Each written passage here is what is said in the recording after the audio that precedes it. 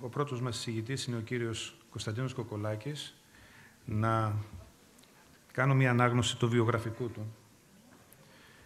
Καταγόμενος από τα Χανιά, γεννημένος το 1956 στην Αθήνα και μόνιμος κάτοικος Περαίας, Δήμου Θερμαϊκού Θεσσαλονίκης, έφηβρος ανθιπολογαγός του πυροβολικού, πτυχιούχος πολιτικός μηχανικός και ειδικευμένος τέλεχος πολιτικής προστασίας.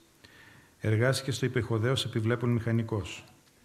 Από το Δεκέμβρη του 1996 και μέχρι τα τέλη του 2010, για 14 χρόνια, ήταν υπεύθυνος και διευθυντής πολιτικής προστασίας της Περιφέρειας Κεντρικής Μακεδονίας και στη συνέχεια από την 1η Γενάρη του 2011 και μέχρι τις 11 Δεκέμβρη του 2013 που συνταξιοδοτήθηκε, για 3 χρόνια ήταν Διευθυντής Πολιτικής Προστασίας της Αποκεντρωμένης Διοίκησης Μακεδονίας Θράκης.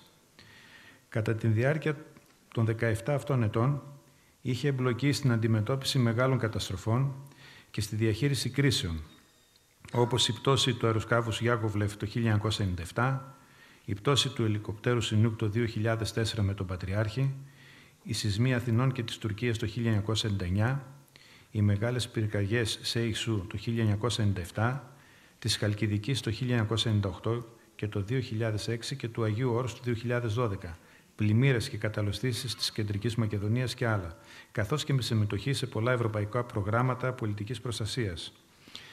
Μέλος της Διαρκούς Επιτροπής Φυσικών Καταστροφών στο Περιφερειακό Τμήμα Κεντρικής Μακεδονίας και Τεχνικό Επιμελητηρίο Ελλάδος, μέχρι και σήμερα, που συνεχίζει ως επίτιμο μέλος. Είναι επιστοποιημένος εκπαιδευτής της Εθνικής Σχολής Δημόσιας Διοίκησης και Αυτοδιοίκησης και μέλος του Μητρώου της και παραμένει και σήμερα εκπαιδευτής σε θέματα πολιτικής προστασίας στα Περιφερειακά Ινστιτούτα Επιμόρφωσης των Δημοσίων Υπαλλήλων. Εκπαιδευτής και στο Διαβαλκανικό Ινστιτούτο Δημόσιας Διοίκησης και στο Κοινωνικό Πολύκεντρο και στο πρόγραμμα Προστατεύω τον εαυτό μου και τους άλλους του Ινστιτούτου Διαβίου Εκπαίδευσης του Υπουργείου Παιδείας. Συμμετείχε σε εισηγήσεις σε πολλά συνέδρια και ημερίδες, με εισηγήσεις σε εκπαιδεύσεις εθελοντικών ομάδων, ομιλητής σε σχολεία όλων των βαθμίδων και με πολλές δημοσιεύσεις. Δράσεις που συνεχίζει και ως συνταξιούχος. Τέλος, είναι τακτικά προσκεκλημένος τηλεοπτικών και ραδιοφωνικών εκπομπών και μόνιμος αυτογράφος στην ηλεκτρονική εφημερίδα της Θεσσαλονίκης Βήμα Πρες για θέματα πολιτικής προστασίας. Κύριε Κοκολάκη.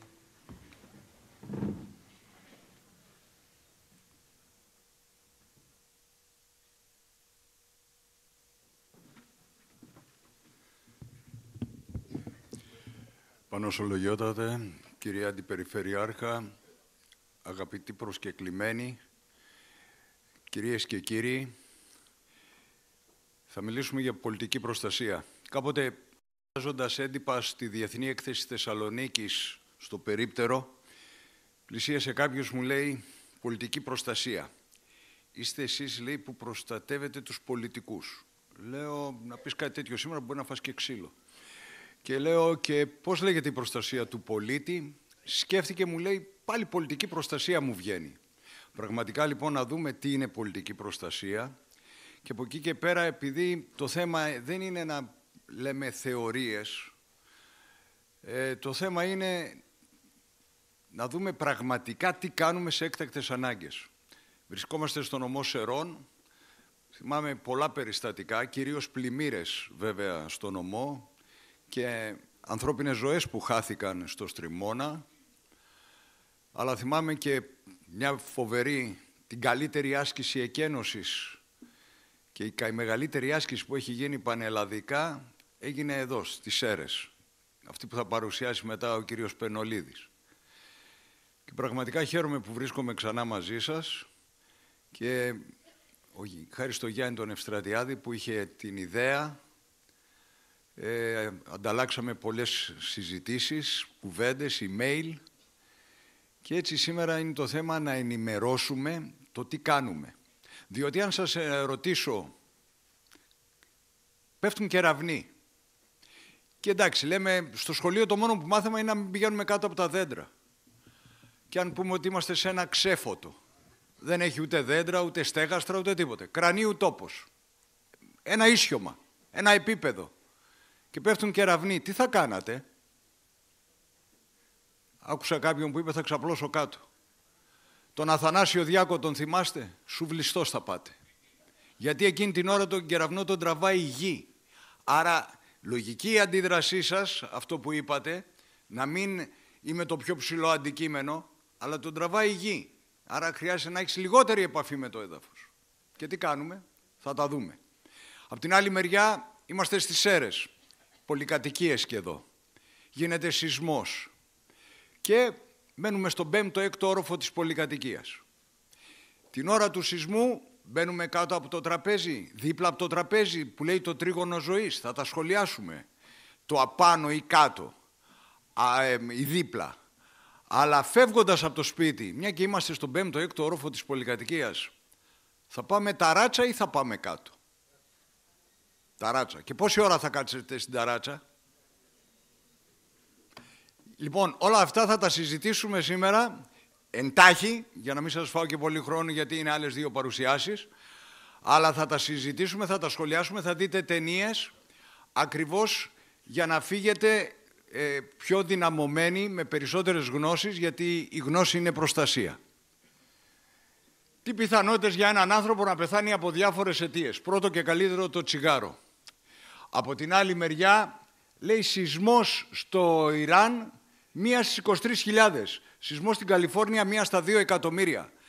Μα σεισμός ο ένας, σεισμός και ο άλλος, αλλιώς δηλαδή κουνάει στην Καλιφόρνια και αλλιώς στο Ιράν. Βλέπετε φωτογραφίες. 26 Δεκέμβρη 2003, 6,6 στο Ιράν, 43.000 νεκροί. Απ' την άλλη βλέπουμε φωτογραφίες παλάτια στην άμμο. Όταν έχεις λοιπόν, δεν έχεις αντισεισμικές κατασκευές, δεν έχεις γνώση, δεν παίρνεις μέτρα σαν πολιτεία, το αποτέλεσμα είναι θα μετράς νεκρούς. Και βέβαια, ατύχημα στο σπίτι, 1 στις 26.000, ατύχημα στην εργασία, 1 στις 43.000. Βλέπετε, πιο εύκολο είναι να την πατήσουμε στο σπίτι μας, γιατί ξεθαρεύουμε. Και βέβαια, χτύπημα από κεραυνό, 1 στα 10 εκατομμύρια. Δηλαδή, είμαστε 10 εκατομμύρια νοματέοι στην Ελλάδα, 1 στο χρόνο κινδυνεύει να πεθάνει από χτύπημα από κεραυνό. Σας πληροφορώ, μετά από μελέτη που έκανε το Πολυτεχνείο της Πάτρας πριν από πολλά χρόνια και πριν από 20 χρόνια περίπου, είχε κάνει μια μελέτη, η Ελλάδα είναι πρώτη σε νεκρούς στην Ευρώπη από πτώσεις κεραυνών. Γιατί δεν ξέρουμε ακριβώς τι να κάνουμε. Καλησπέρα σας. Ονομάζομαι Κέτη Θεολογοπούλου, είμαι αδελφή νοσοκόμος Αποστολικής Διακονίας Ελλάδος. Ας υποθέσουμε ότι πεθαίνετε επειγόντως και κάποιος πρέπει να σας πάει στο νοσοκομείο. Εμείς θα σας πάμε με το ελικόπτερο. Ασφάλεια ζωής, nationale ενεντρελάρε. Οι φίλοι μας φωνάζουν NN. Τι σημαίνει NN, Μίτσο μου? Να κι αν ζήσεις, να κι αν δεν ζήσεις. Εμείς λοιπόν δεν λέμε NN, εμείς λέμε PP, πολιτική προστασία και πρέπει να ζήσεις. Και βλέπετε στην εισηγητική έκθεση του Ιδρυτικού Νόμου της Πολιτικής Προστασίας έλεγε η προστασία των πολιτών αποτελεί βασικό καθήκον κάθε δημοκρατικής κοινωνίας και κυβερνητικής πολιτικής. Πραγματικά λοιπόν, πολιτική προστασία είναι ο σχεδιασμός, η πρόληψη, η υλική και ψυχολογική προπαρασκευή, να είμαστε ψυχολογικά προετοιμασμένοι, ότι μπορεί να μας συμβεί κάτι, να ζήσουμε κάτι, μια μεγάλη καταστροφή, και κινητοποίηση των δυνάμεων και μέσων της χώρας που αποβλέπει στην προστασία των πολιτών από φυσικές, τεχνολογικές και λοιπές καταστροφές που προκαλούν καταστάσεις έκτακτης ανάγκης σε καιρό ειρήνης, αλλά και στη διαφύλαξη των κάθε είδους αγαθών, υλικών, πλουτοπαραγωγικών πηγών, εγκαταστάσεων και μνημείων και εγκαταστάσεων της χώρας, με στόχο, προσέξτε το στόχο, την ελαχιστοποίηση των όποιων δυσμενών επιπτώσεων. Σεισμοί γινόντουσαν, γίνονται και θα γίνονται. Δεν μπορείς να πεις του εγκέλαδου να μην κουνιέται. Μπορούμε όμως να εφαρμόζουμε τον αντισεισμικό κανονισμό, να χτίζουμε γερά θεμέλια, γερά σπίτια, να εκπαιδεύουμε, να παίρνουμε μέτρα προστασίας στο σπίτι μας, που θα τα δούμε σήμερα, ώστε να μειώσουμε τις δυσμενείς επιπτώσεις. Απ' την άλλη μεριά όμως, ενώ οι δασικές πυρκαγιές είναι ένας φυσικός κίνδυνος, ένας βιολογικός κίνδυνος, γιατί το δέντρο θα φυτρώσει, θα μεγαλώσει, θα ξεραθεί, θα πέσει κεραυνός, θα το κάψει. Στη χώρα μας Το 97% θα σας το πούνε και οι φίλοι πυροσβέστες, το 97% στη χώρα μας δεν οφείλονται οι δασικές πυρκαγιές στις πτώσεις των κεραυνών, στα φυσικά φαινόμενα, αλλά στον παράγοντα άνθρωπο. Εμείς οι ίδιοι και με το δάσος. Εμείς οι φίλοι του δάσους παίρνουμε την οικογένειά μας, πάμε το καλοκαίρι, Σαββατοκύριακα, ανεβαίνουμε στα βουνά, στο Λαϊλιά και δεξιά και αριστερά και το αποτέλεσμα είναι να ανάβουμε φωτιά υπαίθρια, που απαγορεύεται το άναμα υπαίθριας φωτιάς από 1η Μάη έως 31 Οκτώβρη που είναι η αντιπυρική περίοδος, να ψήσουμε μπριζόλες και με και κάποια στρέμματα. 65χρονος ήταν αυτός που έβαλε φωτιά για να κάψει τα ξερά κλαδιά, 23 Ιούλη 2018. 100 νεκροί στο μάτι. Για μια ανθρώπινη βλακεία. Έτσι λοιπόν, απαραίτητη προϋπόθεση για την επιτυχία αυτού του στόχου είναι η σαφής και ενσυνείδητη γνώση του κινδύνου από όλα τα επίπεδα της ιεραρχίας. Και όταν λέω ιεραρχίας, από τον Πρωθυπουργό προς τα κάτω πηγαίνοντας, όχι μόνο μέχρι το Δήμαρχο, αλλά και μέχρι τον τελευταίο πολίτη. Τα στάδια της πολιτικής προστασίας, πρόληψη, μετριασμός επιπτώσεων, ετοιμότητα, αντιμετώπιση, αποκατάσταση. Και 3 δράσεις είναι και το σύμβημα της πολιτικής προστασίας. Ένα ισόπλευρο τρίγωνο, είναι 3 δράσεις, και σε ένα κύκλο, πολιτική προστασία Ελλάδα, και Ιταλία, Γερμανία κλπ. Βλέπετε ισόπλευρο το τρίγωνο, αλλά και σε ένα κύκλο που ο κύκλος είναι σαν τη ρόδα. Τσουλάει, κινείται συνεχώς. Και ποια ιδιότητα έχει ο κύκλος, δεν έχει αρχή και τέλος. Άρα συγχρόνως μπορούμε να ασχολούμαστε και με τα 3. Η φωτογραφία που βλέπετε εδώ, Κατρίνα 2005, ο τυφώνας, έχει δοθεί εντολή εκένωση στη Νέα Ορλεάνη. Έχουν μπει στα αυτοκίνητά τους, μποτιλιάρισμα, κινητοποιημένα τα αυτοκίνητα και έχουν κατέβει οι οδηγοί. Και πού κυκλοφορούν? Στη Λέα, στη λωρίδα έκτακτης ανάγκης. Που από εκεί περνάνε τα πυροσβεστικά, τα αστυνομία, τα περιπολικά, τα ασθενοφόρα, τα οχήματα πολιτικής προστασίας, τα χιονιστικά, οι αλατιέρες. Βλέπετε, κινδυνεύει η ζωή τους, αλλά δεν σκέφτεται κανείς να βάλει το όχημά του στην λωρίδα αυτή για να φύγουν γρήγορα. Είναι ακριβώς το ίδιο που γίνεται και στην Ελλάδα. Σφυρίζει το ασθενοφόρο, ανοίγει πρώτα ο μπροστινός μας, ευκαιρία πρώτα να προσπεράσουμε εμείς τον μπροστινό και μετά να πάμε πίσω από το ασθενοφόρο για να πάμε γρήγορα. Πραγματικά λοιπόν το θέμα είναι σεβασμός στους κανόνες.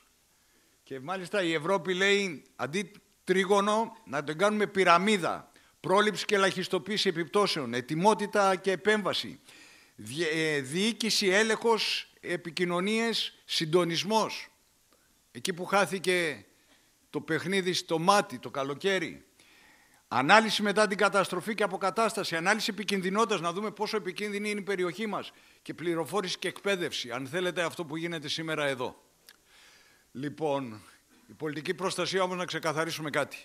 Δεν είναι υπόθεση μόνο των υπηρεσιών πολιτικής προστασίας σε ό,τι επίπεδο και να είναι και άλλων υπηρεσιών εμπλεκομένων όπως το πυροσβεστικό σώμα που είναι και ο επιχειρησιακός βραχίωνας της πολιτικής προστασίας, η αστυνομία, το λιμενικό, το ΕΚΑΒ, ο ΑΣΠ για τους σεισμούς, η μετεωρολογία, οι ένοπλες δυνάμεις, οι οργανισμοί κοινής ωφέλειας, αλλά και οι εθελοντικές οργανώσεις και οι ειδικευμένοι εθελοντές.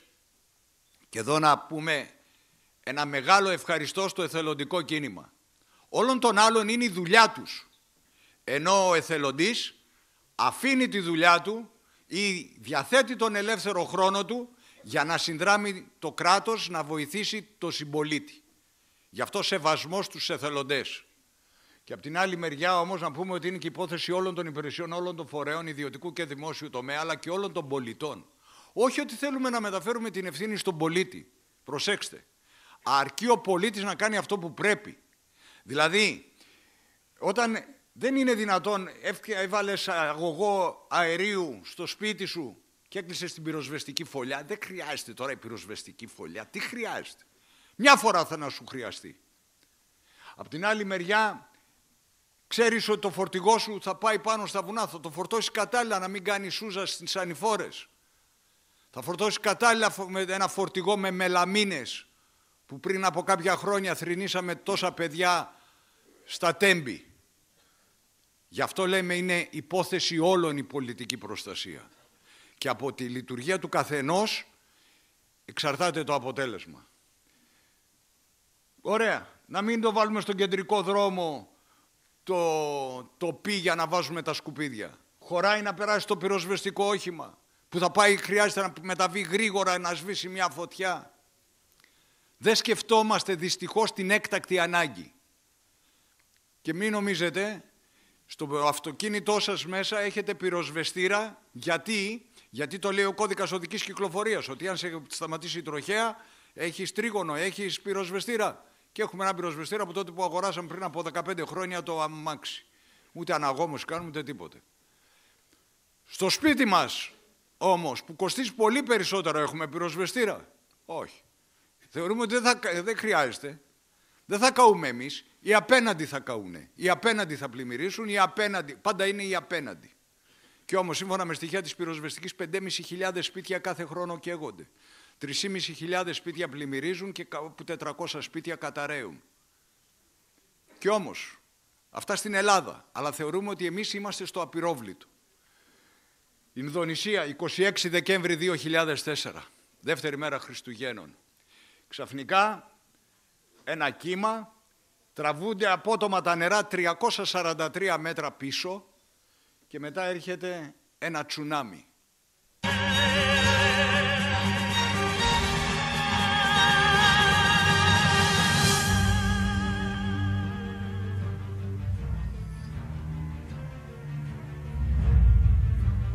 Κοιτάνε παράξενα νότιο ημισφαίριο, Χριστούγεννα, καλοκαίρι, έκανε ο κόσμος μπάνιο στη θάλασσα, χάζευαν οι τουρίστες, κάποιοι παίρνουν τα πράγματά τους και φεύγουν γρήγορα, ενώ κάποιοι άλλοι χαζεύουν.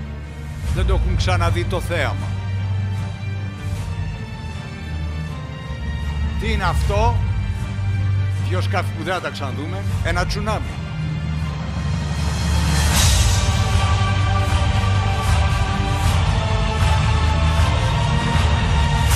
Έρχεται πολύ γρήγορα. Αιωνία του η μνήμη. Το θέμα είναι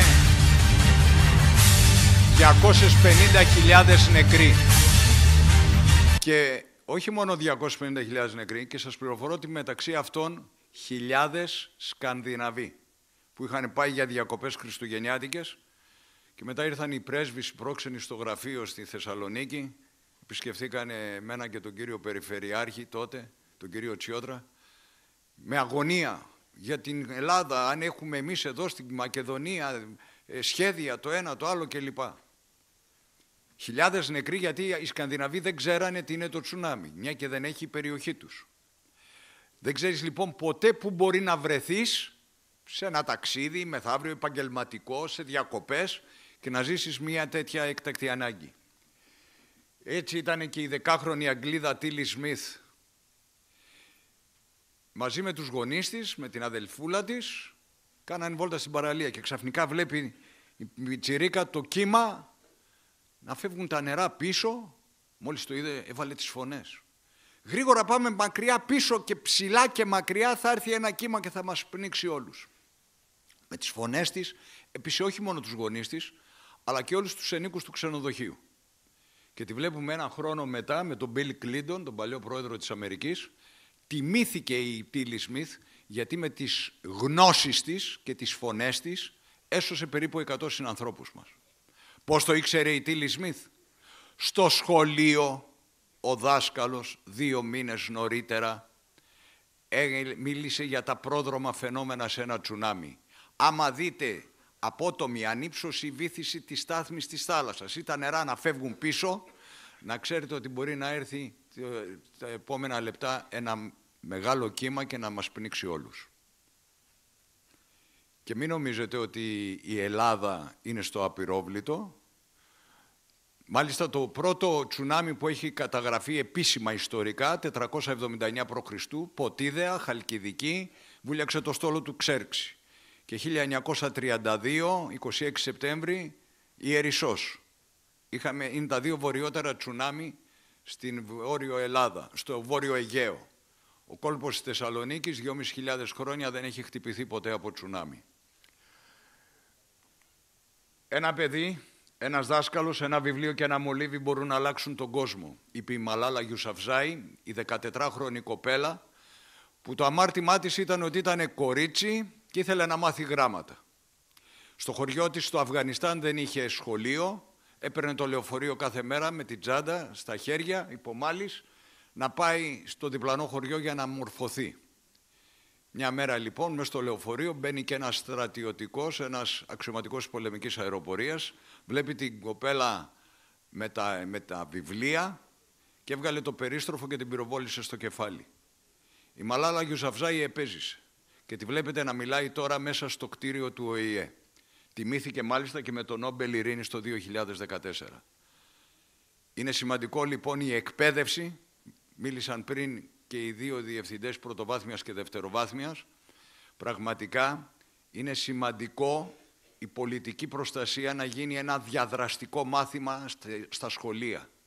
Μαθαίνουμε τόσες γνώσεις, αλλά δεν μαθαίνουμε τι κάνουμε όταν πέφτουν κεραυνοί ή τι γίνεται σεισμός. Δεν αρκούν οι ασκήσεις. Οι ασκήσεις θα γίνουν αφού γίνει πρώτα εκπαίδευση. Όμως δεν προβλέπεται εκπαίδευση συστηματική με ένα διαδραστικό μάθημα, παίζοντας, να εξοικειωθούμε με τις καταστροφές. Δείτε το κοριτσάκι στην Ιαπωνία.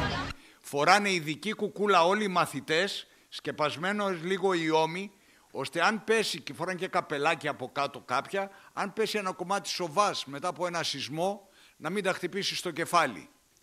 Απ' την άλλη μεριά, μέσα στο κλειστό γυμναστήριο, τα μισά παίζουν το ρόλο του διασώση και τα άλλα μισά και παρέχουν πρώτες βοήθειες και τα άλλα μισά το ρόλο του θύματος. Ενώ η φωτογραφία από το Σεντάι το 2011 δεν είναι άσκηση, είναι ο σεισμός. Το 98% των παιδιών σώθηκαν γιατί ήξεραν πού θα πάνε, το χώρο καταφυγής, και αυτενέργησαν. Γιατί ο χώρος που τους είχαν δείξει, βλέποντας από μακριά να έρχεται το τσουνάμι, εκεί που είχαν ανέβει, κατάλαβαν ότι είναι κάτι πιο σοβαρό. Αυτενέργησαν και ανέβηκαν επίπεδο και γλίτωσαν, γιατί σύμφωνα με το σχέδιο ο χώρος εκείνος πλημμύρισε. Πολίτικα, πρεφεκτούρα, δισιπλίνα, in schola fiat. Δεν έμαθα λατινικά, πρακτικό πήγαινα τα χρόνια εκείνα, αλλά παρακάλεσα μια φιλόλογο να μου γράψει στα λατινικά, μια και μαθαίναμε λατινικά μέχρι τώρα, η πολιτική προστασία λοιπόν να γίνει μάθημα στα σχολεία. Και μπορεί σήμερα να λέμε βοήθα Παναγιά μας όταν γίνεται κάτι κακό, και οι αρχαίοι ημών πρόγονοι λέγανε συν Αθηνά και χείρα κίνη. Ναι, ζήτα τη βοήθεια της Θεάς Αθηνάς, αλλά κουνήσου κι εσύ, να ξέρεις τι θα κάνεις. Είναι γεγονός ότι στην Ελλάδα η πιο αποτελεσματική μέθοδος πρόληψης είναι μία και λέγεται χτύπα ξύλο. Βέβαια δεν ξέρω αν χτυπώντας ξύλο θα γλιτώσουμε από μια καταστροφή. Πραγματικά λοιπόν, σαφείς οδηγίες.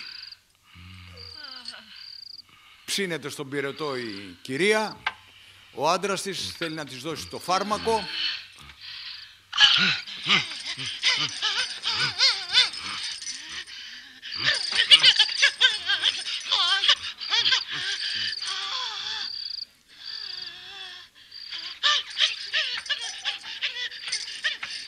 Την έχει ξεθεώσει. Βλέπετε το σιρόπι, γράφει απ' έξω ανακοινήστε πριν από τη χρήση.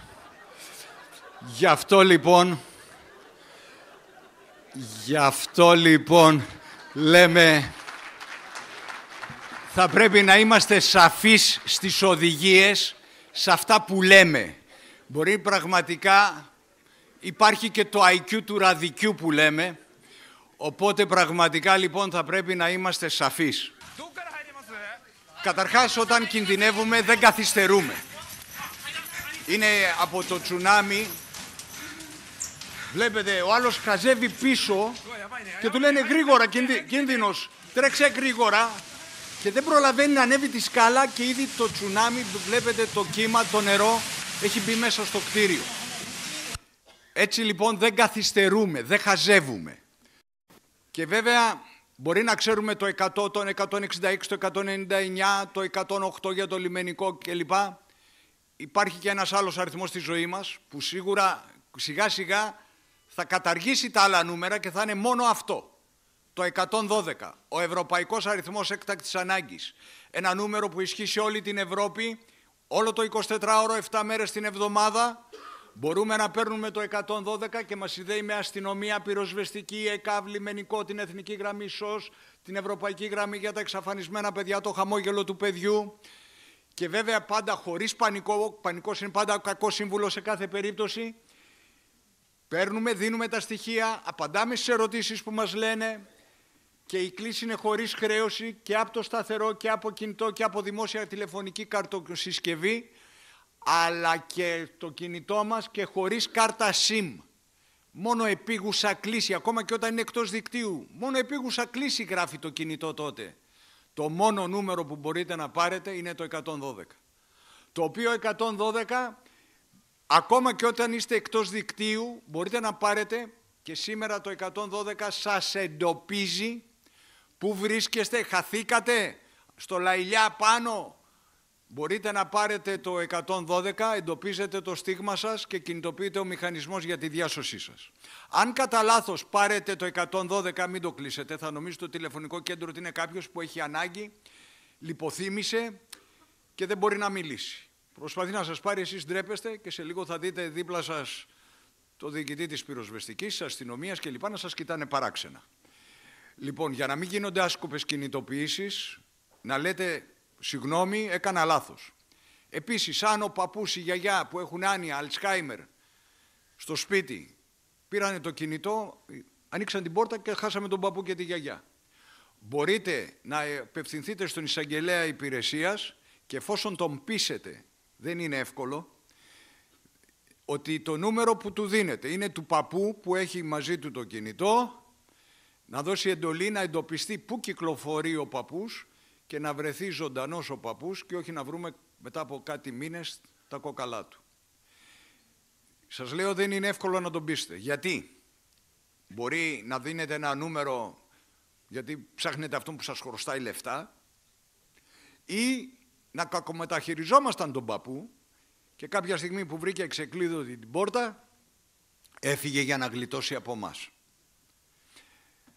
Κατά τα άλλα, να μια περίπτωση στο Πάικο, έπεσε αεροπλάνο, πέταγαν άλλο, δεν τους έβρισκαν, παρόλα αυτά ήταν ζωντανοί, πήραν το 112, εντοπίστηκε και πήγαν και τους σώσανε. Όπως και εδώ, στην παραλία της Ασπροβάλτας, έπεσε ο κτηνοτρόφος σε μια νεροφαγιά, μίλαγε με τον δήμαρχο, που είσαι, δεν μπορούσε να του δώσει να καταλάβει.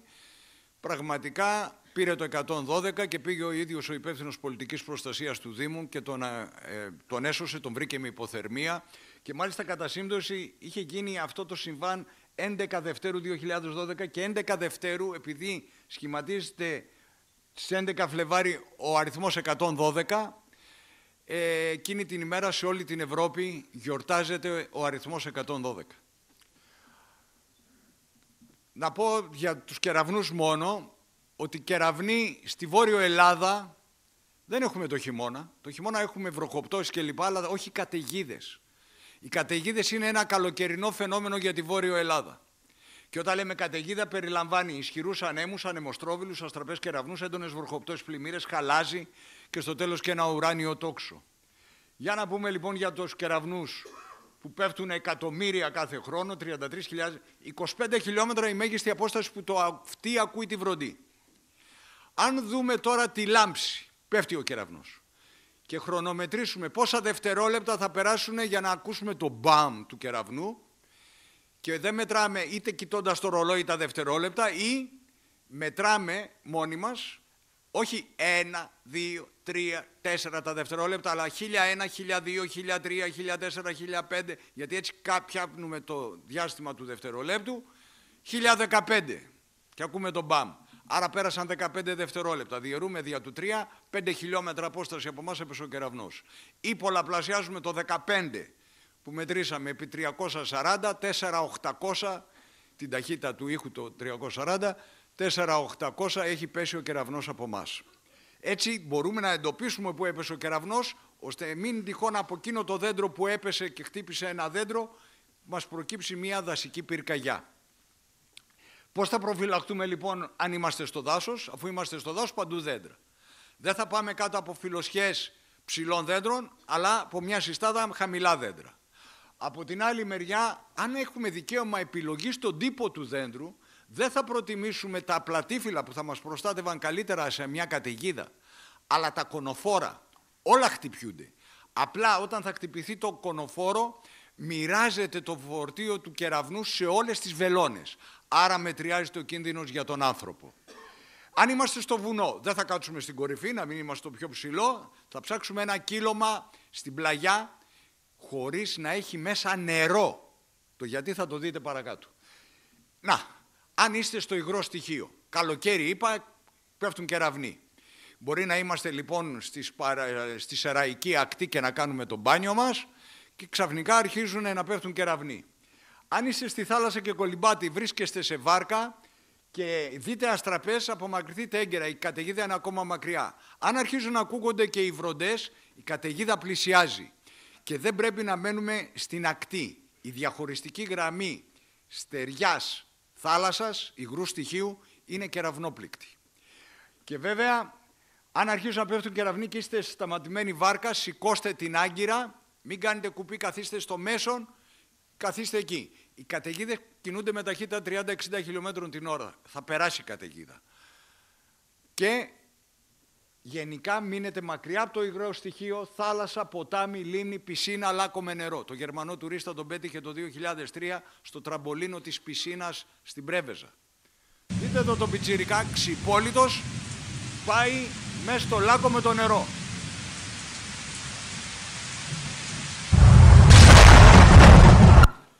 Δείτε εδώ τον άλλον που τον τραβάνε ταινία αν θα πηδήσει στο ποταμάκι.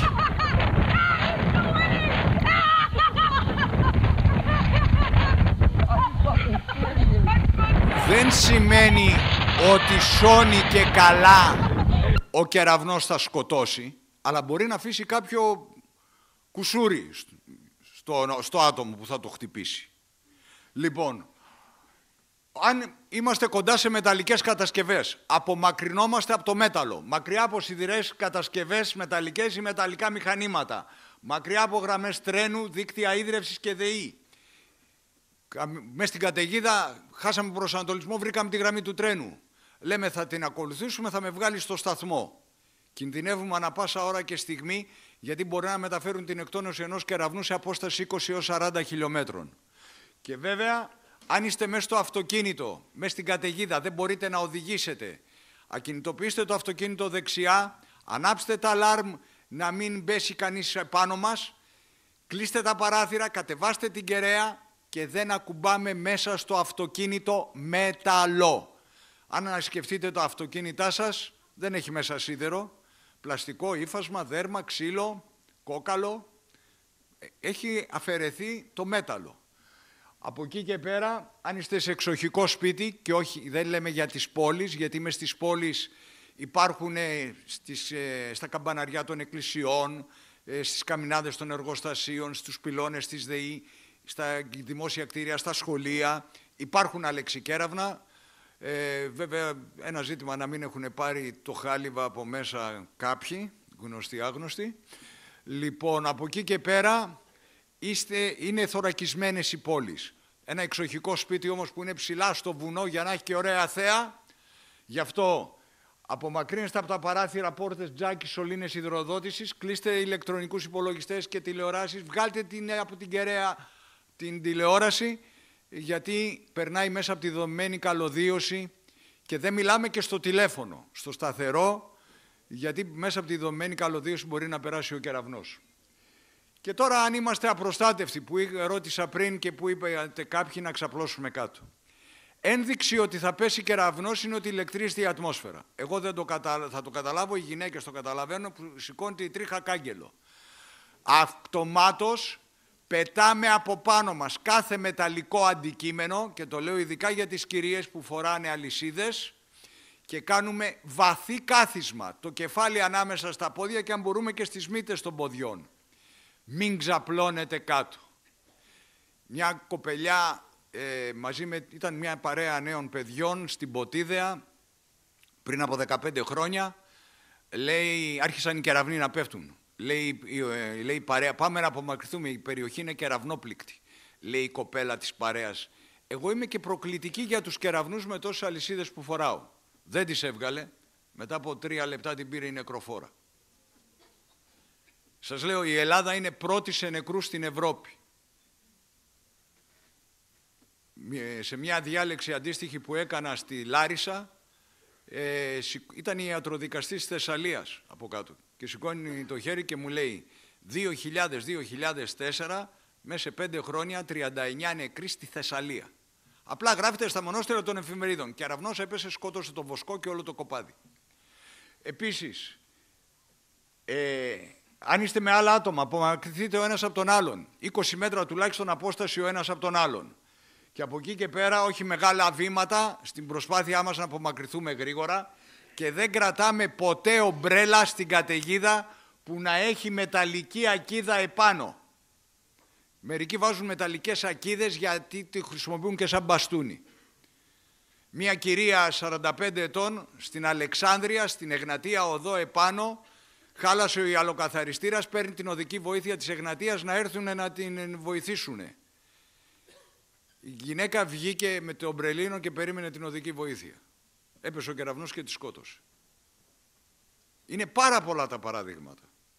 Λοιπόν, και ένα έντυπο της αστυνομίας που είχε αφιέρωμα για τους κεραυνούς, έτσι ήταν ο τίτλος. Κεραυνοί γρήγορα σε βαθύ κάθισμα. Δηλαδή αν είναι να θυμάστε κάτι, να θυμάστε αυτό το βαθύ κάθισμα.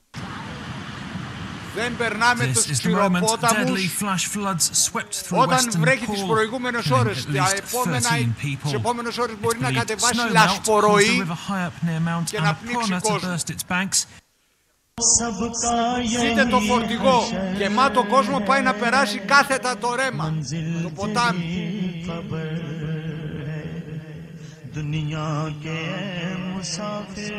Η ανθρώπινη βλακεία. Και είδατε ότι και στην Κρήτη φέτος και τα χρόνια που ήμουνα εγώ στην πολιτική προστασία εδώ στην Κεντρική Μακεδονία, 15 συνάνθρωποι μας χάσαν τη ζωή τους γιατί θεωρούσαν ότι εγώ είμαι ραλίστας, εγώ έχω 4x4, όχι 14x14. Και χάνουν άνθρωποι τη ζωή τους. Λοιπόν, πέρυσι 10 Μάη 2018, η Μελενίκου μπροστά από το Πανεπιστήμιο Θεσσαλονίκης. Δείτε την κυρία. Πήγε να περάσει κάθετα το δρόμο και την πήρε το ποτάμι. Ευτυχώς πιάστηκε παρακάτω. Λοιπόν, και επειδή μπήκαμε και στο χειμώνα, εάν μείνετε στο χιόνι, να ξέρετε 2 πράγματα.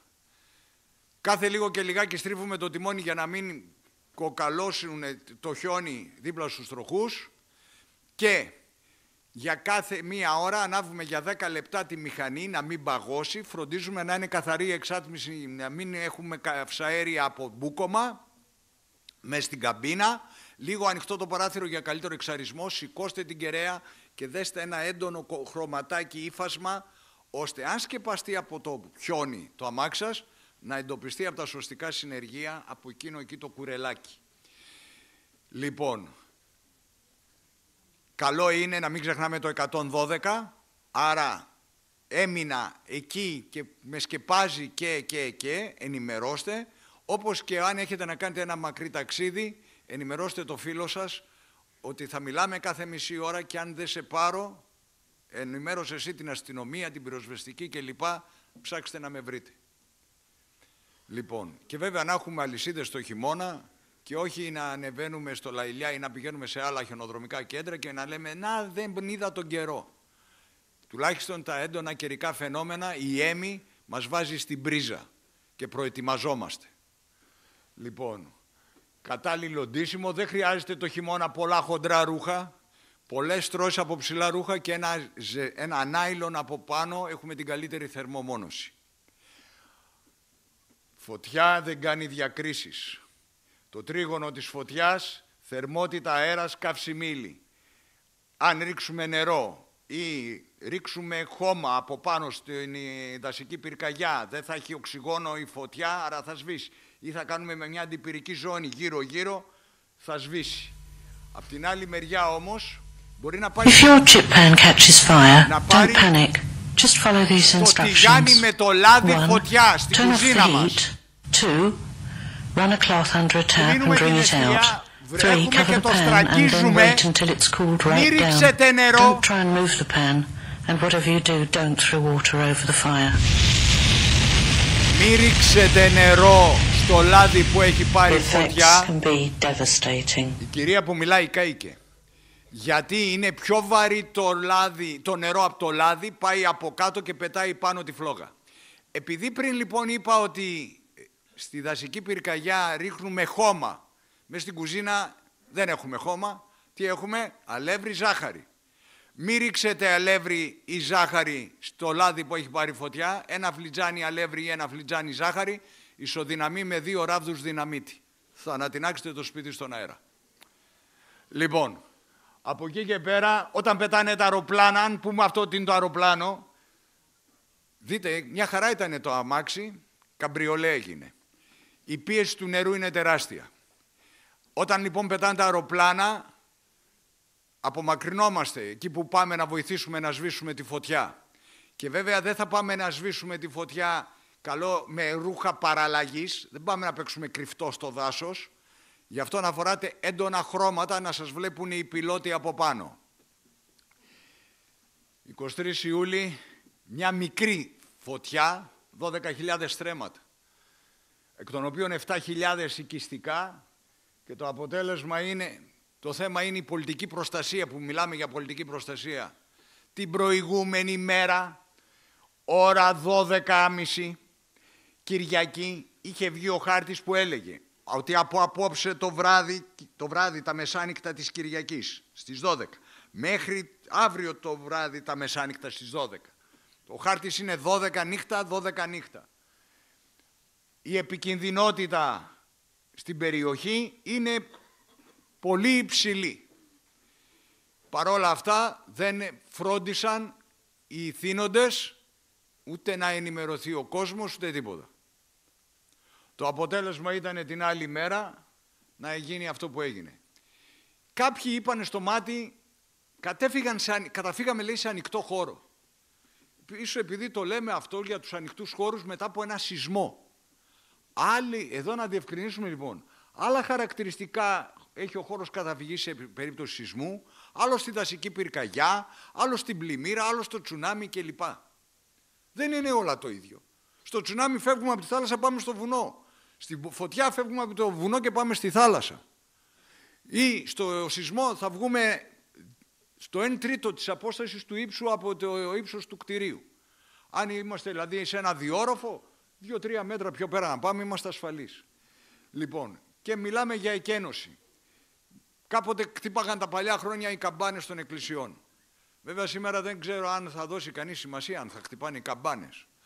Από την άλλη μεριά είναι γεγονός ότι στις 14 Νοέμβρη, πριν από 3 μήνες, ψηφίστηκε ο Ευρωπαϊκός Κώδικας Ηλεκτρονικών Επικοινωνιών και η ίδρυση ενός φορέα Ευρωπαϊκών Ρυθμιστικών Αρχών για τις ηλεκτρονικές επικοινωνίες, και πλέον αναφέρει ότι οι πολίτες θα προστατεύονται καλύτερα σε καταστάσεις έκτακτης ανάγκης μέσω του αριθμού κλίση 112, ειδικότερα με τη μετάδοση προειδοποιήσεων προς το κοινό μέσω των κινητών τηλεφώνων. Χρειάστηκε απόφαση της Ευρωπαϊκής Ένωσης, γιατί υπάρχει τα προσωπικά δεδομένα. Κατά πόσο εσύ που κινείσαι στην περιοχή του Λαϊλιά δέχεσαι να πάρεις ένα μήνυμα στο κινητό σου ότι ξέρεις έχει ξεσπάσει φωτιά και έχει το νου σου. Και βλέπετε περίοδος εναρμόνισης για όλες τις χώρες Ευρωπαϊκής Ένωσης 42 μήνες ή 3,5 χρόνια. Θα έρχεται πλέον, θα δίνεται η εντολή και θα έρχεται ένα μήνυμα στο κινητό ακριβώς εκεί που εκδηλώνεται μία φωτιά ή εκεί που εκδηλώνεται μία καταστροφή, να υπάρχει η ενημέρωση. Και βέβαια αυτή είναι το ανθρώπινο όργανο που μας διώχνει από τη φωτιά. Μπορεί να έχετε μια φωτιά και έχετε πάρει εκεί κλαδιά και κλάρες και τα χτυπάτε τη φωτιά να σβήσει. Αν αισθανθείτε το αυτί σας να καίει, επειδή η αδρεναλίνη χτυπάει κόκκινο από την υπερένταση, αν το αυτί σας το αισθανθείτε να καίει, είστε πολύ κοντά, τραβηχτείτε λίγο πίσω. Προσοχή τώρα. Τα ρούχα πρέπει να είναι βαμβακερά και όχι συνθετικά, γιατί μπορεί να λιώσουν και να κολλήσουν πάνω στις άρκες μας από τις υψηλές θερμοκρασίες και να καλύπτουν όλο το σώμα. Έχετε, άμα ήταν, και βλέπουμε εδώ κοντομάνικο, σορτσάκι, άμα ήταν αυτή θα ήταν και η στολή των πυροσβεστών. Από την άλλη μεριά, το μαντίλι και την πετσέτα, επειδή υπόθηκε μετά το μάτι, δυστυχώς, από τον κύριο Μητσοτάκη, δεν τα βρέχουμε.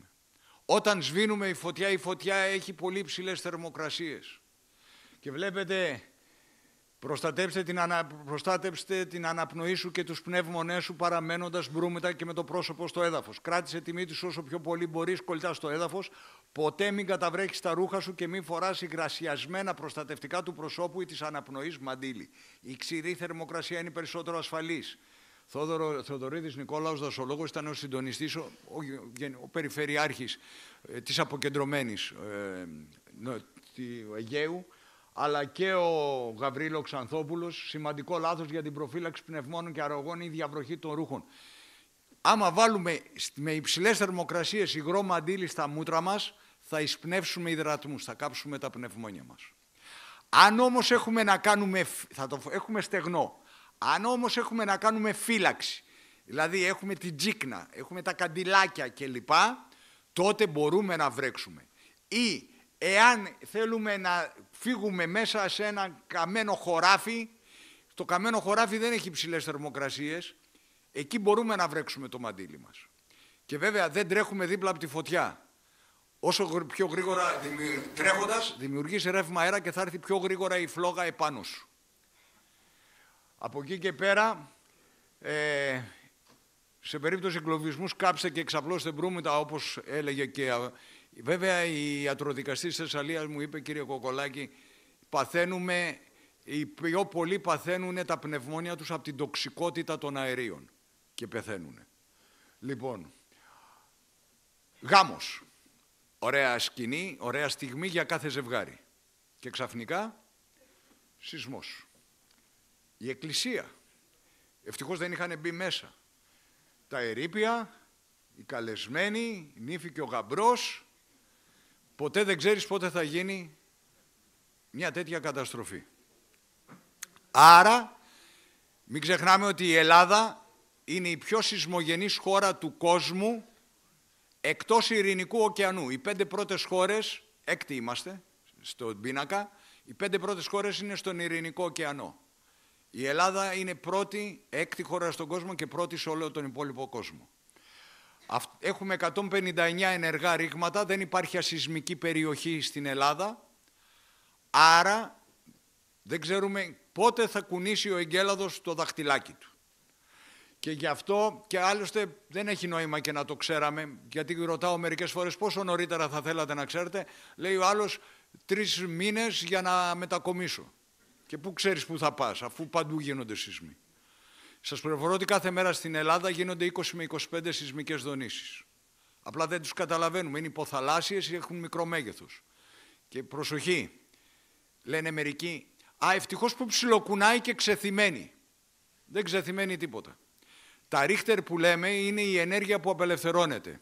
Το 1 ρίχτερ διαφορά, το 6 από το 5, είναι 32 φορές πιο ισχυρό το 6 από το 5. Τα 2 ρίχτερ δεν είναι 32 και 32, είναι 32 επί 32, 1000 φορές. Τα 3 ρίχτερ είναι 30.000 φορές, είπαν οι σεισμολόγοι. Ο σεισμός της Ιαπωνίας το 8,9 με το 5,9 της Αθήνας, 3 ρίχτερ, ήταν 30.000 φορές πιο ισχυρός σεισμός. Και επειδή κάθε μέρα λοιπόν κάνει 2,5 με το 6,5 που είναι καταστρεπτικό, είναι 4 ρίχτερ, 32 επί 32, 1 εκατομμύριο φορές πιο ισχυρό το 6,5 από το 2,5. Καταλαβαίνετε λοιπόν ότι δεν ξεθυμένει τίποτα. Από την άλλη μεριά η γνώση είναι προστασία. Πρόγνωση δεν έχουμε αυτή τη στιγμή και πρόγνωση σημαίνει να ξέρεις χώρο, χρόνο, μέγεθος. Το να βγαίνει ο κάθε ένας, και ακούσαμε κάποιον και τον κύριο Τσελέντη κλπ. Έχει μαζευτεί ενέργεια στο νότιο Αιγαίο, θα γίνει σεισμός. Αυτό δεν είναι πρόγνωση. Διότι κάθε χρόνο γίνονται μεγάλοι σεισμοί στην Ελλάδα. Κάθε χρόνο.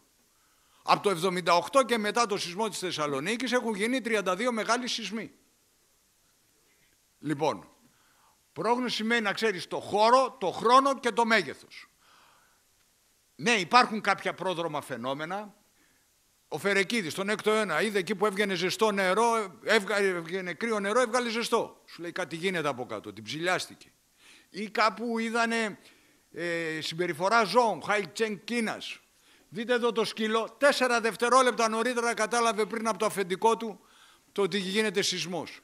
Δηλαδή άμα γαυγίζει ο σκύλος σημαίνει ότι θα γίνει σεισμός ή πέρασε μια σκύλα ή έρχεται κάποιος άγνωστος.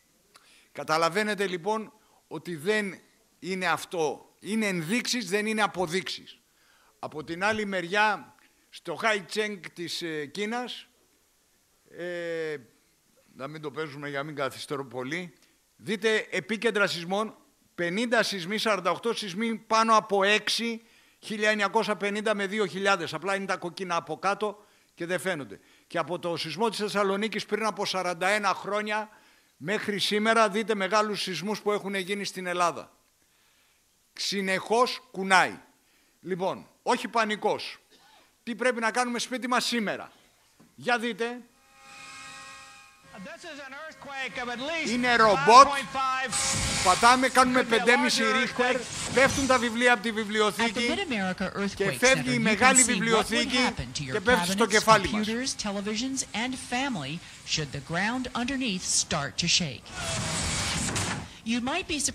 Κάτι τέτοιο σίγουρο μπορεί να σε σκοτώσει.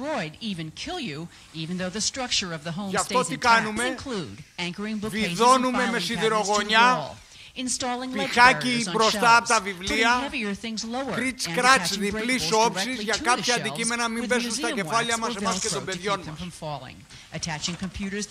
Και με ελάσματα το θερμοσύφωνα στον τοίχο. Αυτό που θα δείτε τώρα δεν είναι σεισμός. Είναι μια επίδειξη που θα μας κάνουν δύο παιδάκια.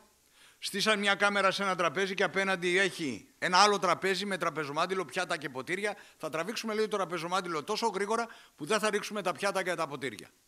Πίσω από τα παιδιά υπάρχει μια μεγάλη βιβλιοθήκη και με μια μεγάλη τηλεόραση. Δείτε την τηλεόραση.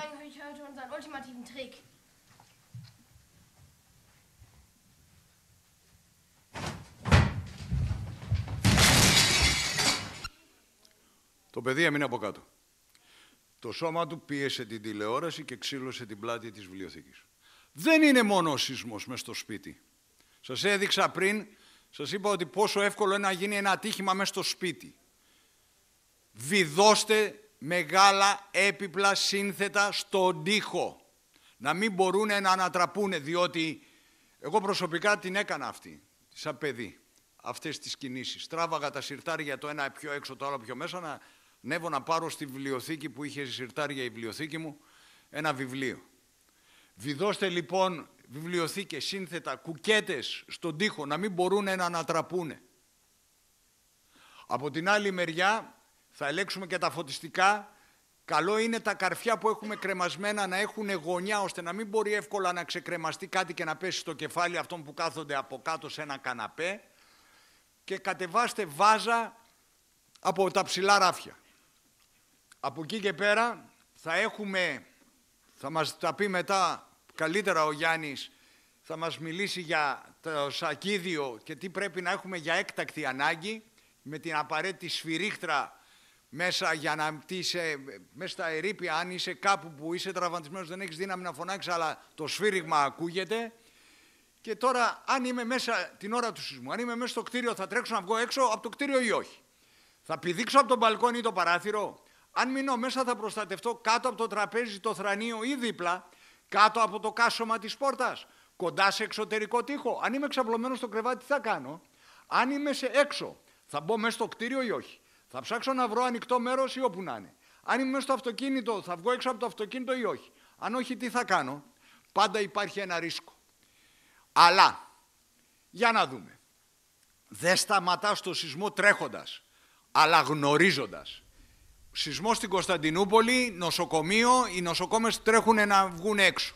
Δεν μπορείς να έχεις ευστάθεια να κατέβεις από τον 5ο όροφο, ενώ το κτίριο πάει έτσι. Θα γίνεις μπάλα μπιλιάρδου, καραμπόλα, από τείχο σε τείχο θα σκοτωθείς. Γι' αυτό θα περιμένουμε να σταματήσει η δόνηση και μετά θα φύγουμε από τη σκάλα παίρνοντας σηκωτούς και όσους δεν μπορούν. Απ' την άλλη μεριά, η κυρία κοιμάται, λέει ο κύριος, για να κάνω ότι έγινε σεισμός. Βάζει την τηλεόραση να μην παίζει λοιπόν, ανοίγει τα ντουλάπια, κουνάει τα κάδρα, τα καθρέφτες κλπ, κουνάει τα φωτιστικά, σπάει και όλο το γυαλομάνι. Τρομάζει η γυναίκα.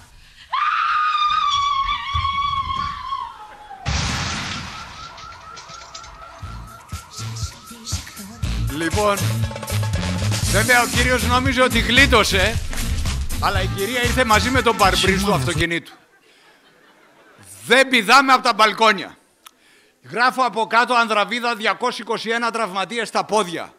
Ξέρετε, οι 221 πήδησαν από τα μπαλκόνια στην Ανδραβίδα και ένας σεισμός που έγινε πριν από κάποια χρόνια μεταξύ Σαμοθράκης και Λίμνου έγινε αντιληπτός στην Κωνσταντινούπολη, έγινε αισθητός.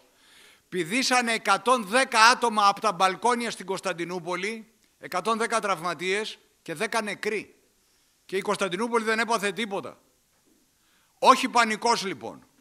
Από την άλλη μεριά, τίτλοι δημοσιευμάτων, σεισμός, νέα δεδομένα σε μέτρα προστασίας. Τρίγωνο ζωής, λέει ένας εθελοντής. Σχεδόν όλοι, λέει, που βουτούν και κρύβονται κάτω από κάτι όταν καταραίει συνθλίβονται. Αυτοί που μπαίνουν κάτω από θρανία ή αυτοκίνητα συνθλίβονται. Όχι, λέει, κάτω από τα θρανία, όχι κάτω από τα τραπέζια. Και αυτή η φωτογραφία είναι δικιά του. Οι πολυκατοικίες, να ξέρετε, όταν γίνεται σεισμός και καταραίουν, γίνονται σάντουιτς. Δεν ξαπλώνουνε, σάντουιτς. Και βλέπουμε εδώ, να, λέει, το τρίγωνο ζωής. Να κάτσω δίπλα στο γραφείο, το οποίο γραφείο δεν έπαθε τίποτα, κάθισε η πλάκα πάνω στο θρανίο και στην τουλάπα. Με συγχωρείτε, αλλά εδώ έπεσε ο τείχος. Έχει γεμίσει τούβλα.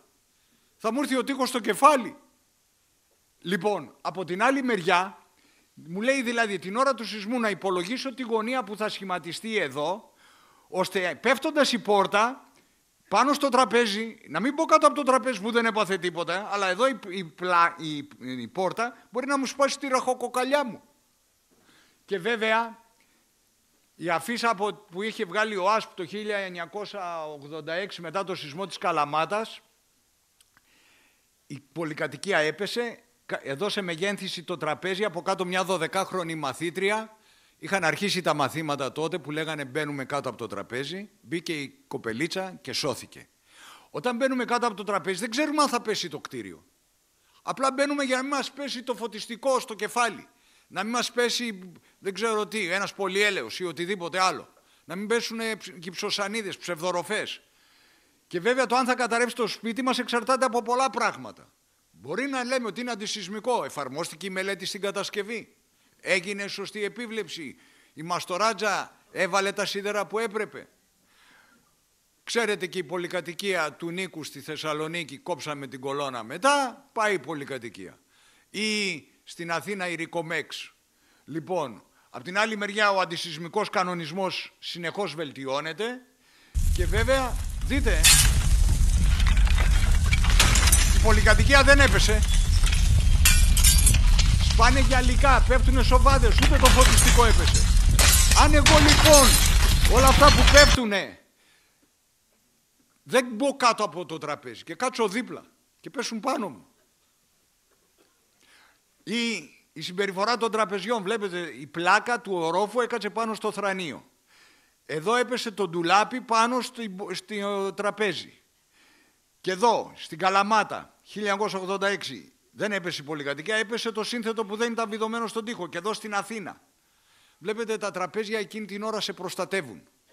Και βέβαια εδώ το σχολείο, το φωτιστικό ροφής έκατσε πάνω στην έδρα του καθηγητή και εδώ πάνω κομμάτια τσιμέντο, τούβλα. Αν λοιπόν εδώ το νηπιαγωγείο στην Αμερική δεν έπεσε, έπεσαν τα φωτιστικά. Αν το παιδάκι δεν μπει κάτω από εδώ, από το τραπέζι και πέσει το φωτιστικό στο κεφάλι του, τι θα πούμε στη μάνα του.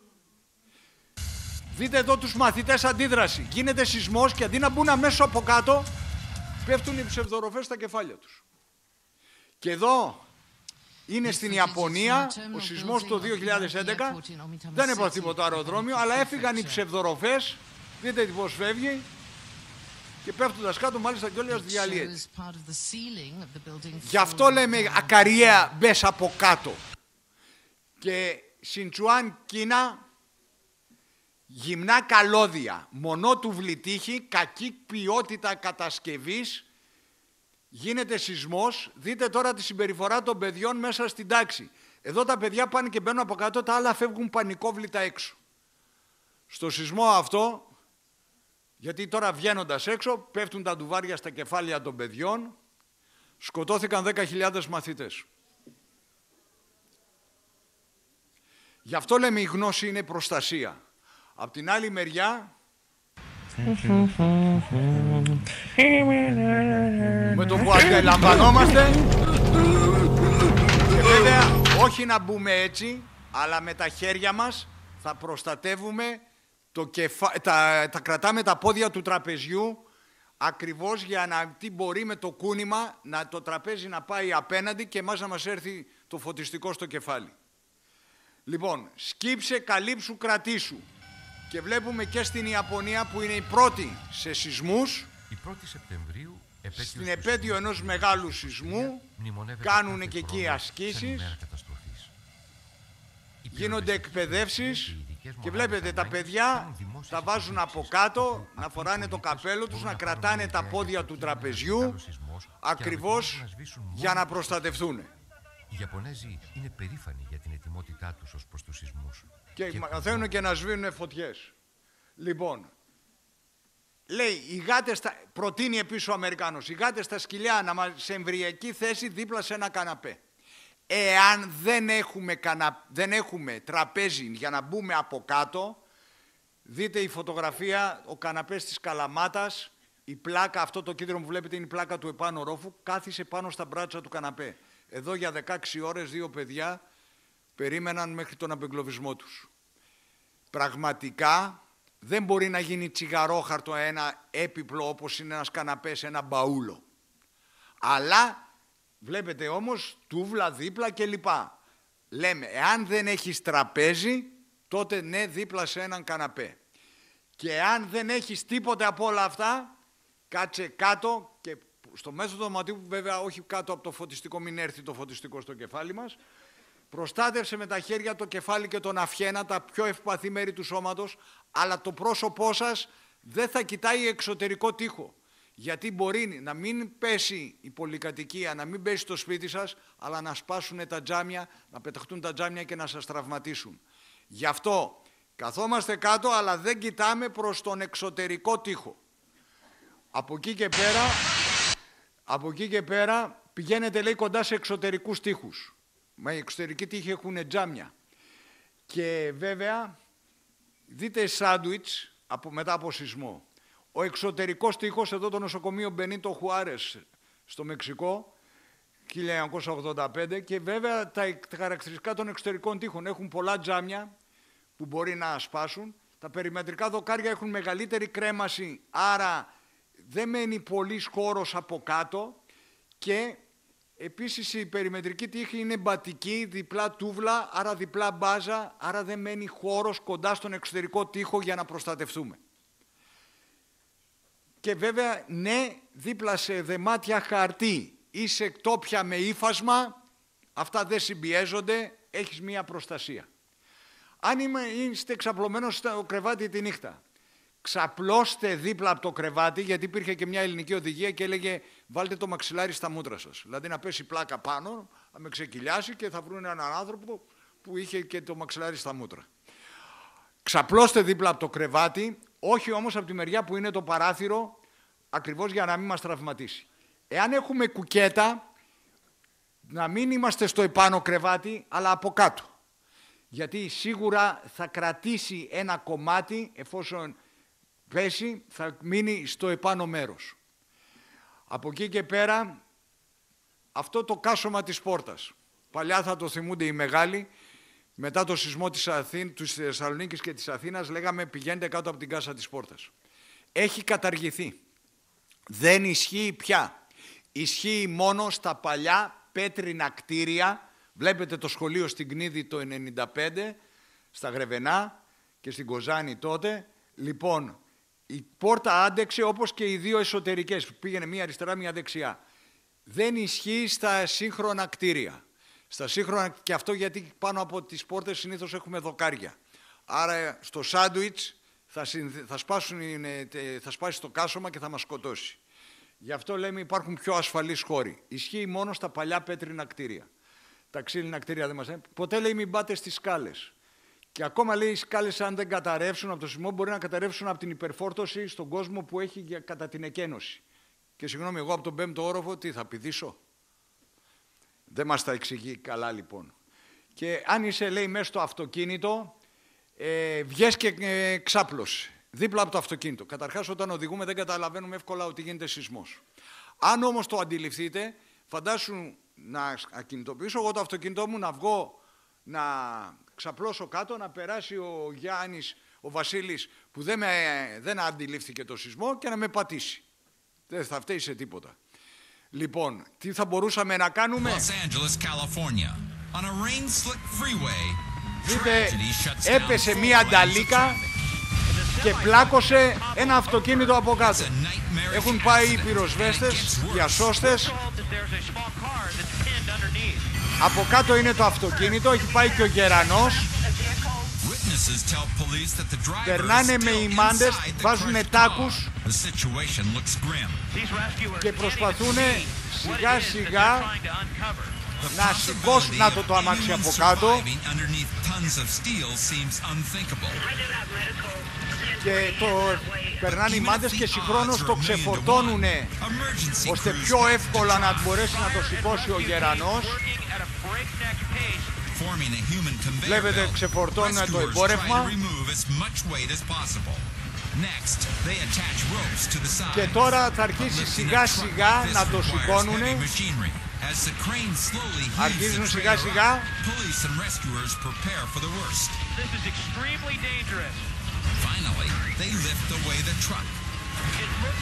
Για δείτε, να ο οδηγός.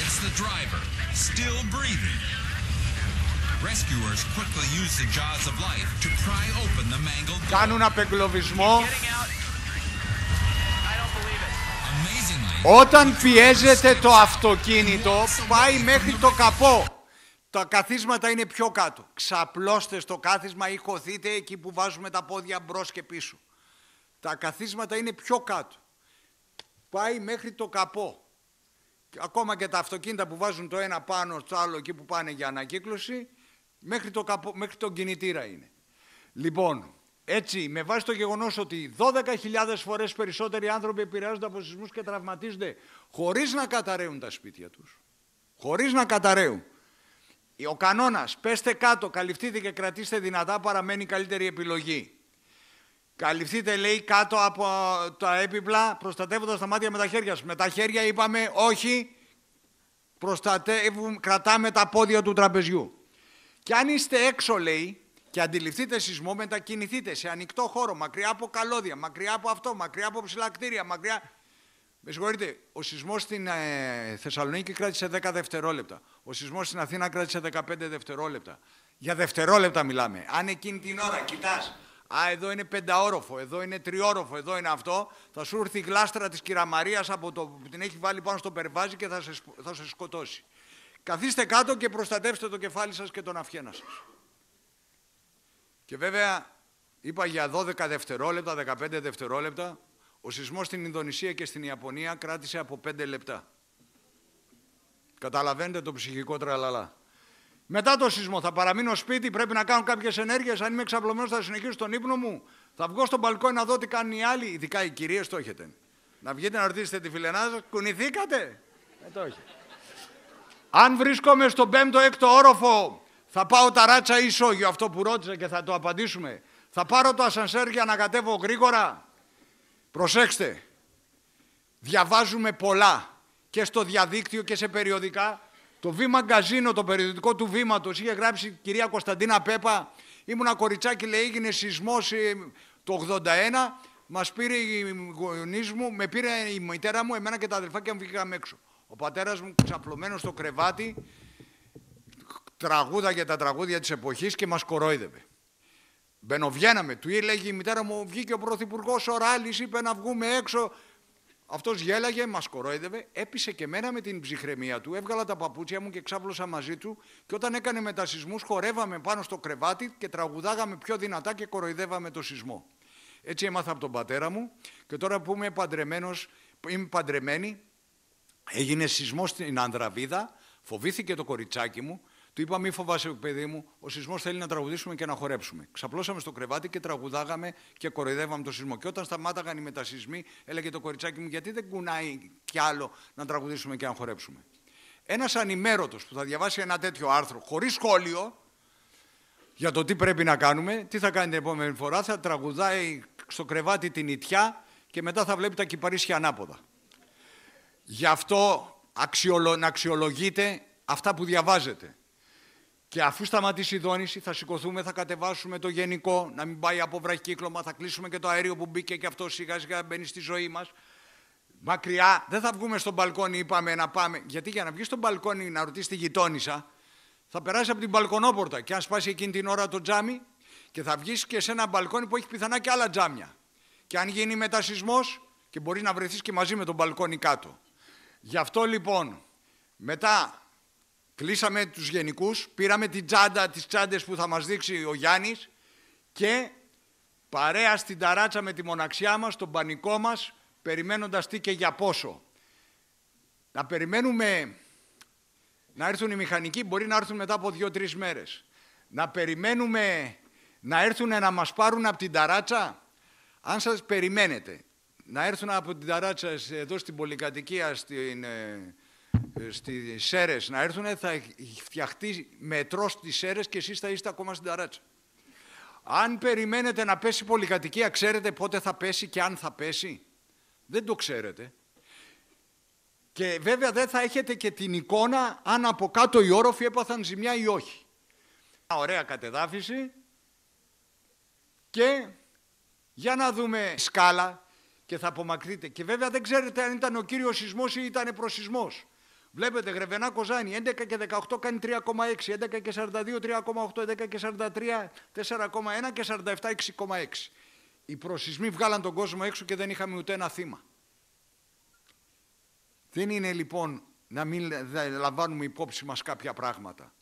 Και βέβαια δεν ξέρουμε, στις Αλκιονίδες, στα ξενοδοχεία στο Λουτράκι τότε έπεσαν 5 ώρες και 42 λεπτά από τον πρώτο μεγάλο μετασεισμό. Και εδώ το πούλμαν που κοιμόντουσαν οι σεισμόπληκτοι, επειδή ήταν Φλεβάρης, το βάλανε, το τράβηξα φωτογραφία τότε σαν υπάλληλος η ΑΣΒΕ, το είχαν βάλει κάτω από την πιλωτή ενός σπιτιού να μην ακούνε και το τάκα-τάκα της βροχής. 10 μέρες μετά κάνει 6,2, πέφτει το σπίτι και πλακώνει το πούλμαν. Γι' αυτό λέμε. Και βέβαια τα κινητά τηλέφωνα θα είσαι στην ταράτσα και δεν θα μπορείς να μιλήσεις και με τους δικούς σου. Γιατί και στην Αθήνα για 2 ώρες δεν δούλευαν, όπως και στην Ιαπωνία. Και βέβαια η πολυκατοικία στη Θεσσαλονίκη κατέρευσε μετά από 4 λεπτά. Θα αρχίσουν να τρίζουν τα δοκάρια, να σπάνε αυτά. Προλαβαίνουμε να κατέβουμε και να φύγουμε. Λοιπόν, από εκεί και πέρα απλά θα έλεγα στην τσάντα, σε μια από τις τσάντες που θα μας δείξει ο Γιάννης, ας βάλουμε και μια βαριοπούλα ώστε αν έχει σκευρώσει λίγο η πόρτα να τη σπάσουμε. Από εκεί και πέρα μετασεισμοί δεν σημαίνει για 100 μέρες μπορεί να γίνονται μετασεισμοί. Δεν ξέρουμε πότε θα γίνει ο μεγάλος. Άρα θα έχουμε πάντα, θα μας τρώει η αγωνία. Εμείς λοιπόν θα πρέπει να έχουμε συμπεριφορά σωστή. Και βλέπετε στη Θεσσαλονίκη έγινε 14 μέρες μετά. Μία στις 2 περιπτώσεις γίνεται το πρώτο 24ωρο. 64% την πρώτη εβδομάδα, 2 στις 3, 36% μετά την πρώτη εβδομάδα. Αλλά αυτά θα τα δούμε αφού γίνουν και θα τα καταμετρήσουμε. Τότε θα πούμε έγινε ο μεγάλος μετασεισμός. Και βλέπετε για 100 μέρες μπορεί να γίνονται μετασεισμοί που μειώνονται όμως σε αριθμό. Από εκεί και πέρα θα κατέβουμε κάτω. Παλιά λέγαμε να κατεβαίνουν και τα παιδιά στο σχολείο έχοντας τα χέρια στο κεφάλι. Δεν μπορείς να έχεις ευστάθεια το παιδάκι, να θέλεις να κάνεις γρήγορα εκείνος να κατεβαίνεις και τη σκάλα με τα χέρια στο κεφάλι. Γι' αυτό λέει ο ΑΣΠ κάτω τα χέρια. Μία πρόταση είναι επίσης να βάλουμε το ένα χέρι στο κεφάλι ώστε αν πέσει ένα κομμάτι σοβάς να μην μας χτυπήσει το κεφάλι, μια και δεν έχουμε τις κουκούλες που έχουν οι Ιάπωνες, και με το άλλο να κρατάμε την κουπαστή, ή Να βάλουν τα παιδιά ένα ανοιχτό βιβλίο με σκληρό εξώφυλλο, να το κρατάνε σαν καπέλο και να κατέβουν κρατώντας την κουπαστή. Σε μια άσκηση που έκανα στη Θέρμη μου λέει ένας μαθητής, και κύριε ποιο βιβλίο να βάλω? Λέω ένα βιβλίο που να χωράει το κεφάλι σου. Λέει ο άλλος, έχω μια καλύτερη ιδέα. Λέω λέγε, να βάλουμε το βιβλίο των θρησκευτικών, μπας και βοηθήσει και ο Θεός. Λοιπόν, πραγματικά λοιπόν, να ξέρετε κάτι, είστε νέοι άνθρωποι, πάτε εκδρομές, πάτε αυτά, στο σπίτι σας πίσα σκοτάδι να είναι, ξέρετε να κυκλοφορήσετε. Όμως, τα δύο Αμερικανάκια είναι τα μοναδικά άτομα μέσα στο κτίριο. Διακοπή ρεύματος και δεν κουνάνε τα πόδια τους. Λοιπόν, γιατί το έβαλα αυτό? Θα πάτε σε ένα ξενοδοχείο. Μπορεί να γίνει μια καταστροφή και να μην ξέρετε που είναι οι σκάλες.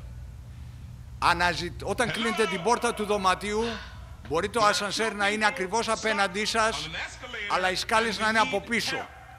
Αναζητήστε τα κλιμακοστάσια, γιατί ποτέ δεν ξέρετε τι μπορεί να γίνει. Λοιπόν, από εκεί και πέρα, πιο γρήγορα εκενώνεται η Εκκλησία με τον Χριστός Ανέστη παρά κτίριο σε περίπτωση σεισμού, σωστό και αυτό. Και γρήγορα στη σκάλα, όχι όμως τρέχοντας, να μην μετρήσουμε και τα σκαλοπάτια. Από εκεί και πετά, να μην ξεχνάμε ότι στα δημόσια κτίρια, γιατί είπαμε δεν ξέρουμε πού μπορεί να είμαστε όταν θα μας τύχει κάτι. Η κυρία αρχίζει να την πιάνει πανικός. Κακός σύμβουλος. Είναι διαφήμιση, θα σας πω τι διαφημίζει, γιατί θα το δείτε. Αλλά ακούστε, γιατί προσπαθεί να ανοίξει προς τα μέσα. Είναι χρωμοσαμπουά που κάνει, λέει, τις ξανθιές μελαχρινές.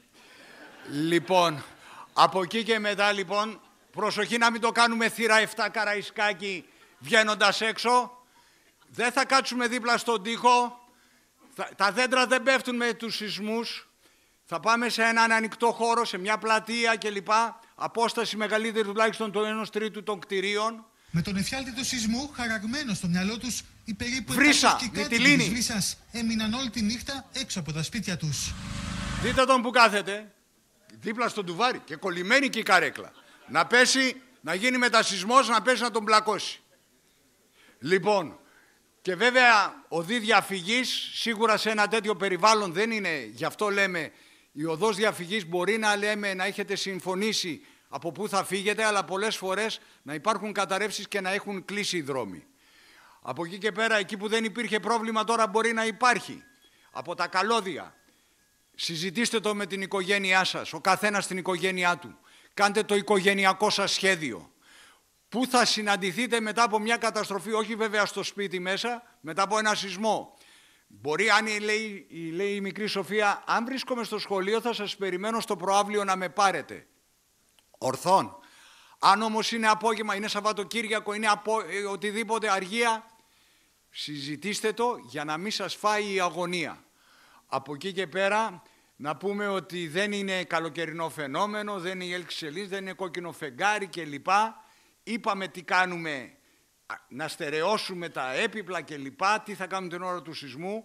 Και μάλιστα στο σπίτι που θα πάτε, αν έχετε τον παλιό τηλεφωνικό κατάλογο, οποιοδήποτε χρόνου και να είναι, αν τον ανοίξετε, στην πρώτη σελίδα τα περιεχόμενα λέει πρώτο και καλύτερο. Οδηγίες αντισεισμικής προστασίας, σελίδα 2. Αν έχετε τον παλιό. Λοιπόν, στη δεύτερη σελίδα έχει αυτές τις οδηγίες. Και ψυχραιμία, ο πανικός δημιουργεί θύματα, ομαδικότητα και πειθαρχία. Πάντα υπάρχει ένα ρίσκο. Και στο Βήμα Press που είπα και στο Facebook μπορείτε να με βρείτε. Ας συνεργαστούμε για να προστατευτούμε. Συγγνώμη αν σας κούρασα. Να είστε καλά.